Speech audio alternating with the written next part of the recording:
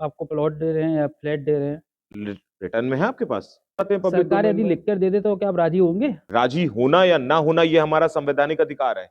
मुझको नहीं लगता कि कोई ब्रजवासी किसी भी तरीके के कॉरिडोर के कोई पक्ष में होगा। उन गलियों में, उन वनों में जो आज सब बिक गए हैं, उस आध्यात्मिक जगह को पर्यटन क्षेत्र में जब बदला जाता है, वो सुविधाओं का नाम कॉरिडोर होता है। ये स्थलीय धर्म स्थलीय ना होकर पर्यटक स्थलीय हो चुकी है। बिल्कुल पर्यटन स्थलीय हो चुकी है। नहीं, वहां पर दो वाइन के जो है ठेके खुले हुए हैं। जरा सा आगे बढ़ जाइए तो वहां पर जो है अंडा बिक्री वगैरह सब हो रहा है। अंदर कैद हो गए जी। लोगों के घर में काम करने वाली बाइयां नहीं आ पा रही, सब्जी नहीं आ पा रहे, बच्चे ट्यूशन नहीं जा पा रहे, स्कूल की बसें जो हैं उनके घरों तक नहीं पहुंच पा रहे। तो हमारा सांसद यहाँ पे मौजूद होती हैं और ना ही हमारा लोकल विधायक जो है वो कुछ बोलता है। एक कॉरिडोर बनाने से क्या भीड़ खत्म हो जाएगी? साहब पूरा तोड़ डालो, पूरा शहर उजाड़ डालो। वृंदावन है ही कितना बड़ा भाई। जो धारणा है वो ये चाहते हैं कि उस परिक्रमा पथ के अंदर रहें। आप उस परिक्रमा पथ के अंदर रहने वाले लोगों को उजाड़ दोगे, बाकी तो डंडे से तो आप कुछ भी करा सकते हैं। समझता हूँ 80 दिन तक महिलाएं भी आई थी, प्रदर्शन किया था कॉरिडोर को लेकर, और 108 दिन वो प्रदर्शन चला। हम वहां पर मंदिर के न्यास के अधिग्रहण के विरोध में गए थे जी।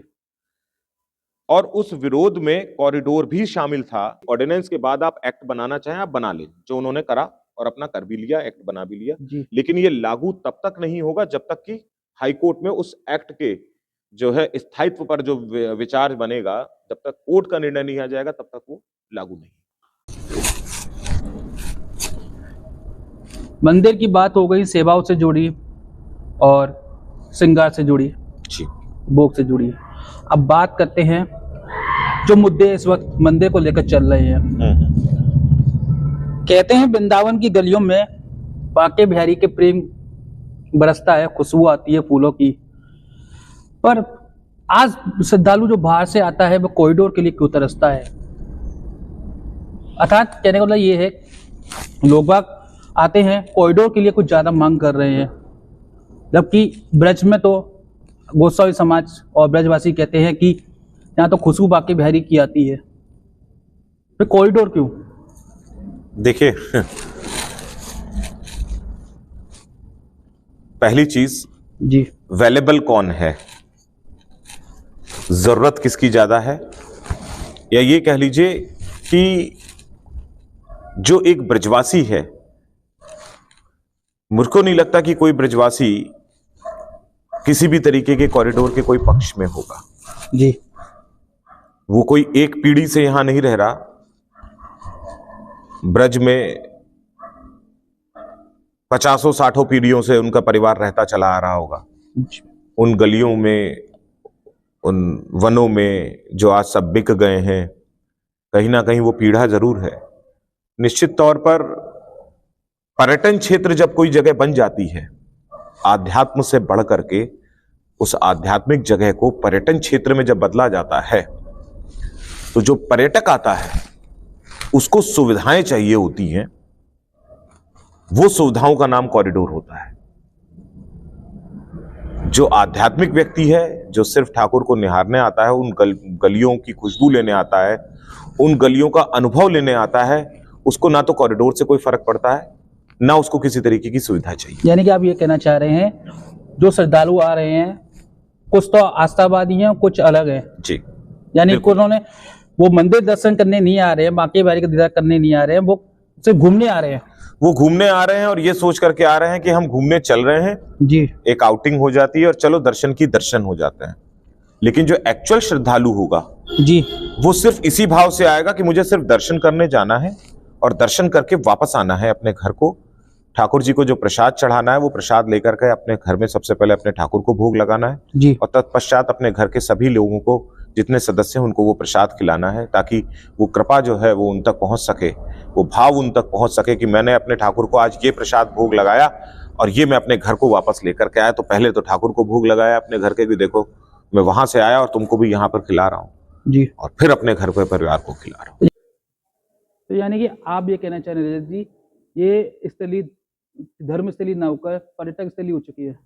बिल्कुल पर्यटन स्थलीय हो चुकी है। आप लोग प्रेस मीडिया से हैं, अगर आप लोग चाहें तो आरटीआई डाल करके यहाँ की स्थितियां, भौगोलिक स्थितियां पता चल सकती हैं। आरटीआई तो आप लोगों ने खूब डाल रखी है नहीं, हमारी तरफ से कोई आरटीआई नहीं डाली, लेकिन निश्चित तौर पर मंदिर मैं को जो लेकर। मंदिर को लेकर के भी कोई आरटीआई मैंने तो नहीं डाली है। हाँ, मंदिर को लेकर के जुडिशियल प्रोसेस के तहत जितने भी केस डल रहे हुए हैं उसमें से काफी केसेस में मेरा नाम है, मैं पार्टी हूँ उसके अंदर। जी और निश्चित तौर पर अपने अधिकारों की रक्षा के लिए मुझे करना भी चाहिए। लेकिन जहां तक बात पर्यटन क्षेत्र की आ जाती है, जी तो एक ब्रज क्षेत्र जो लगभग 200-250 किलोमीटर का रेडियस लेकर के चल रहा है, अगर आप पिछले कोविड से पहले का एक डेटा निकलवा लें और कोविड के बाद का डेटा निकलवा लें, तो लीकर कितना ज़्यादा यहाँ पर जो है बिका है, एक आरटीआई डाल करके पता चल सकता है। जो व्यक्ति श्रद्धालु है, क्योंकि अगर पिछले 2018-19 से लेकर के और 2026 के बीच में ऐसा तो हो नहीं सकता कि जितनी भी ब्रज क्षेत्र की जनसंख्या है, उस जनसंख्या में जो है एक्सट्रीम बढ़ोतरी हो गई हो। निवासी वही हैं। ये नहीं कह सकते कि हमारे ब्रजवासी जो हैं वो दारूबाज हो गए हैं जी और उन्होंने इतनी शराब पी ली। लेकिन मैं ये जरूर पुख्ता तौर से कह सकता हूं कि यहाँ पर 2018 के बाद आने वाले पर्यटन क्षेत्र की वजह से जो है आने वाले जितने भी बाहरी व्यक्ति हैं, उनकी सेवाओं के लिए जरूर जो है यहाँ पर व्यवस्थाएं कर दी गई कि इस्कॉन मंदिर से बामुश्किल 1.5 किलोमीटर भी नहीं, वहां पर 2-2 वाइन के जो है ठेके खुले हुए हैं। जरा सा आगे बढ़ जाइए तो वहां पर जो है अंडा बिक्री वगैरह सब हो रहा है। तो ये किसको लुभाया जा रहा है? ये कौन पी रहा है? ये कौन खा रहा है? क्योंकि एक आम श्रद्धालु यहाँ आकर के ये जघन्य अपराध तो नहीं करेगा। तो ये पर्यटन क्षेत्र नहीं है तो क्या हो गया? ये तो ऐसा महसूस होता है कि इसको गोवा बना दिया गया हो या नैनीताल बना दिया गया हो। आपने गोवा की बात करी है। जी गोवा का इस बार का रिकॉर्ड जो मेरे सुनने में आया है, जी काफी ज्यादा डाउन हुआ है पर्यटनों में। जी। जहाँ 7 करोड़ जाता था, वहाँ लगभग 2 से 3 करोड़ ही पहुंचा है, जबकि पर्यटक वृंदावन धर्म नगरी में ज्यादा बढ़ा है। देखिए, अब वही वाली बात आ गई ना कि पर्यटन क्षेत्र बढ़ा। जी उस पर्यटन क्षेत्र का फायदा क्या आम ब्रजवासियों को हुआ? कहीं ऐसा तो नहीं कि उस पर्यटन क्षेत्र की वजह से यहाँ के लोग जो हैं, यहाँ होटल से लाइन और लेकर के मथुरा, गोवर्धन, नंदगांव, बरसाना, वृंदावन, ये सब उस पर्यटन क्षेत्र की जद में आने की वजह से लोकल ब्रजवासियों का जीना मुहाल हो गया। आप लोग लोग। अपने घरों के अंदर कैद हो गए। जी लोगों के घर में काम करने वाली बाइयां नहीं आ पा रही, सब्जी नहीं आ पा रहे, बच्चे ट्यूशन नहीं जा पा रहे, स्कूल की बसें जो हैं उनके घरों तक नहीं पहुंच पा रही। इस क्षेत्र पर, इस विषय पर कौन चर्चा करेगा? क्योंकि वो चर्चा करने के लिए ना तो हमारा सांसद यहाँ पे मौजूद होती हैं और ना ही हमारा लोकल विधायक जो है वो कुछ बोलता है। लेकिन केवल पर्यटन को बढ़ावा देना, और अगर उस पर्यटन से आम ब्रजवासियों को क्या लाभ हो रहा है, मुझको तो समझ में आता नहीं है। सांसद जी तो कह रही हैं, जो आपको परेशानी हो रही है, जो अभी आपने गिनाई, चाहे स्वास्थ्य की हो चाहे बच्चों को लेकर हो, वो उन सभी परेशानी को दूर करने के लिए तो कॉरिडोर बना रही हैं। एक कॉरिडोर बनाने से क्या भीड़ खत्म हो जाएगी? आज जो कॉरिडोर जो है बनारस में बन गया, क्या बनारस की सड़कों से भीड़ गायब हो गई? अभी कुछ समय, 2-1 दिन में ही हमको जो है दुनिया भर की फेसबुक पे रीलें दिखाई दे रही हैं, लोगों के स्टेटमेंट दिखाई दे रहे हैं कि मणिकर्णिका घाट को भी जो है तोड़ दिया गया, वहां के श्री विग्रहों को तोड़ दिया गया। ये हो क्या रहा है? पर्यटन के नाम पर जिस तरीके का शोषण चल रहा है, वो शोषण आर्थिक रूप से, मानसिक रूप से और अब वो दैवीय रूप से भी होने लगा कि हमारी आस्थाओं के साथ खिलवाड़ होना शुरू हो गया है। और कमाल की बात तो ये है कि लोग जो उंगली उठाते हैं, वो उस पर कोई उंगली नहीं उठाने वाला है और कोई बोलने वाला नहीं है। ये हो क्या रहा है? क्योंकि जहां पर मैनेज करने की बात आती है कि क्राउड मैनेजमेंट हो, जी उस मैनेजमेंट पर कोई बात नहीं करना चाहता है, लेकिन हाँ, लोगों के घरों को तोड़ करके उसको ब्रॉड कर दिया जाए। सवाल यहां पर यह उठना चाहिए कि निचले तबके से अगर मैं ये बात करना चाहूं कि जिले का प्रथम नागरिक डीएम साहब या एसपी साहब जो हैं, उनके यहाँ फरियादियों की जो लिस्ट होती है, वो लिस्ट के लिए आपको सर्टेन नंबर्स दिए जाते हैं कि इतने ही लोगों से वो रोज मिलेंगे। ये क्या है? ये रजिस्ट्रेशन कहलाया जाता है। आप इनसे ऊपर चले जाइए, जो दरबार लगते हैं बड़े बड़े मंत्रियों के, जी बड़े बड़े मुख्यमंत्रियों के, जी उनके दरबारों में भी यही एक प्रोसेस होता है, रजिस्ट्रेशन, कि इतने ही लोगों से साहब मिलेंगे, इससे ज्यादा नहीं मिल सकते हैं। अगर आप उनके कार्यालयों में चले जाएं तो वह भी रजिस्ट्रेशन होता है। लेकिन जब भगवान का क्षेत्र आ जाता है, धर्म नगरियां आ जाती हैं, मंदिर आ जाते हैं, तो उनको ब्रॉड करने के लिए कॉरिडोर बना दिया जाता है, वहां रजिस्ट्रेशन नहीं अलाउ होता है। और कमाल की बात ये देखिए कि जिन मंदिरों में कॉरिडोर बन गया है, वहां पर अब रजिस्ट्रेशन की आवश्यकता पड़ रही है। नहीं साहब, पूरा तोड़ डालो, पूरा शहर उजाड़ डालो। वृंदावन है ही कितना बड़ा भाई, 11 किलोमीटर की परिक्रमा है। एक कोने से दूसरा कोना नापोगे तो 4 किलोमीटर का जो है व्यास आ जाता है। पूरा वृंदावन उसमें आ जाता है, जिसके अंदर सप्त देवालय हैं। आप कहां तक तोड़ोगे और कितना तोड़ोगे? बात सुविधाओं को लेकर हो रही है, तो क्या आप लोग सुविधाओं को नहीं लेंगे, या कोई या ब्रज से प्यार है, या फिर कॉरिडोर को लेकर नहीं चर्चा है? नहीं, बात ब्रज से प्यार तो है ही है। एक ब्रजवासी की मूल धारणा मैं इतना जानता हूं कि वृंदावन के अंदर, वृंदावन के मूल ब्रजवासियों की जो धारणा है वो ये चाहते हैं कि उस परिक्रमा पथ के अंदर रहें। आप उस परिक्रमा पथ के अंदर रहने वाले लोगों को उजाड़ दोगे और उनको वृंदावन की परिक्रमा से बाहर कर दोगे। बसा भी तो रहे हैं, आपको प्लॉट दे रहे हैं या फ्लैट दे रहे हैं। रिटर्न में है आपके पास? हमने तो जिलाधिकारी साहब कह रहे हैं, हमने तो उनके बढ़ने की कहने से बात। कुछ नहीं होता जब तक कोई चीज रिटर्न में ना आए। जी आप जब बात करते हैं फैक्ट्स की, जी। तो वो फैक्ट्स लिखित तौर पर होने चाहिए और पब्लिक के डोमेन में आना चाहिए। क्यों नहीं लेकर आते हैं पब्लिक सरकार डोमेन यदि में? लिख कर दे दे तो क्या आप राजी होंगे? देखिए, बात जब आ जाती है कानूनन पक्ष की, जी राजी होना या ना होना ये हमारा संवैधानिक अधिकार है, जी लेकिन प्रपोजल देना ये सरकार का संवैधानिक अधिकार है। अगर आप दोनों चीजों को मैच करवा ले जाएं तब बात होती है, और अगर आप नहीं मैच करवा पाते हैं तो लोग नहीं करते हैं। जैसे कि अगर कोई ऐसा एक्सीडेंट हो जाता है जिसमें राज्य की कोई या राज्य के किसी कर्मचारियों की गलती की वजह से वो एक्सीडेंट हो जाते हैं, तो उसमें जो मुआवजा होता है वो बहुत ज्यादा होता है। जी। लेकिन एक नॉर्मल तरीके से कोई बात चला जाता है, उसके लिए कोई मुआवजा नहीं होता है। ये स्थितियां किसके क्रिएट हैं? ये लैंडमार्क किसके हैं? ये राज्य सरकार के हैं, उनकी बनाई हुई नीतियां हैं। तो जब आप किसी जगह की नीति बनाते हैं तो उस नीति में नीति निर्धारकों के साथ में वहां के लोकल के लोगों की का समन्वय होना बहुत जरूरी होता है। जब तक वो समन्वय नहीं होगा तब तक वो सारी नीतियां फेल हो जाती हैं।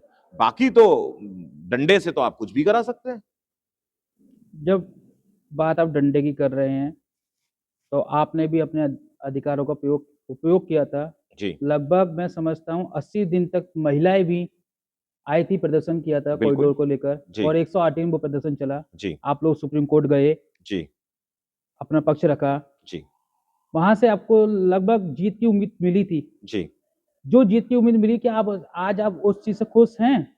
नहीं, जो देखिए, एक जवाब वहां से आया। एक वहां से दो तरीके के जवाब आए। जी जो कॉरिडोर के विषय में जो बात चल रही थी और न्यास के विषय में जो बात चल रही थी, ये दो अलग अलग चीजें हैं। जी। आपके माध्यम से मैं एक बार पुनः, क्योंकि मैं बहुत जगह बता चुका हूं, लेकिन फिर से एक बार आपके जितने भी दर्शनार्थी जो है दर्शक। दर्शक हैं, उनको मैं फिर से एक बार रिमाइंड करा देता हूं कि जी दो अलग अलग चीजें चल रही हैं। कॉरिडोर एक अलग चीज है और मंदिर पे न्यास के तहत अधिग्रहण करना वो दूसरी चीज है। जी हम वहां पर मंदिर के न्यास के अधिग्रहण के विरोध में गए थे, जी और उस विरोध में कॉरिडोर भी शामिल था, जिसके लिए सुप्रीम कोर्ट ने यह आदेश दिया कि जो न्यास के लिए जो एक्ट बनाया गया है उसको स्टे कर दिया गया, और उसके लिए अप्रोप्रिएट हाई कोर्ट यानी कि इलाहाबाद कोर्ट में हमको जाने के लिए सलाह दे दी गई, जिसमें हम लोग परस्यू कर चुके हैं। जी जहां तक कॉरिडोर की विषय में बात आती है, तो कॉरिडोर के लिए और उस समय तक के मंदिर संचालन के लिए जी उन्होंने एक हाई पावर प्रबंध कमेटी बना दी। जी हाई पावर प्रबंध कमेटी जो बनी, उसका काम था मंदिर के की व्यवस्थाओं को देखना। जी साथ ही उनको यह भी पावर दिया गया कि आप समन्वय बना लें बातचीत करके इस कॉरिडोर को लेकर के, जी जिसपे अभी तक तो मुझे कोई काम होता नजर आया नहीं है, जी। और मुझे लगता भी नहीं है कि कोई समन्वय बन पाएगा। जब तक ये मैटर चल रहा है न्यायालयों में, तब तक चलेगा ही चलेगा। 2025 में ये अध्यादेश लागू भी हो गया था, आपको शायद याद ही होगा। जी, बिल्कुल। उसके विरोध में शायद आप दोबारा कोर्ट भी गए हैं। नहीं, हम पहले से ही परस्यू कर चुके हैं, क्योंकि माननीय सर्वोच्च न्यायालय का जो आदेश था, उन्होंने सरकार को फ्री हैंड करा था कि आपको जो परस्यू करना है आप करें। जी दैट मीन्स कि ऑर्डिनेंस के बाद आप एक्ट बनाना चाहें आप बना लें, जो उन्होंने करा और अपना कर भी लिया, एक्ट बना भी लिया। जी लेकिन ये लागू तब तक नहीं होगा जब तक कि हाई कोर्ट में उस एक्ट के जो है स्थायित्व पर जो विचार बनेगा, जब तक कोर्ट का निर्णय नहीं आ जाएगा तब तक वो लागू नहीं।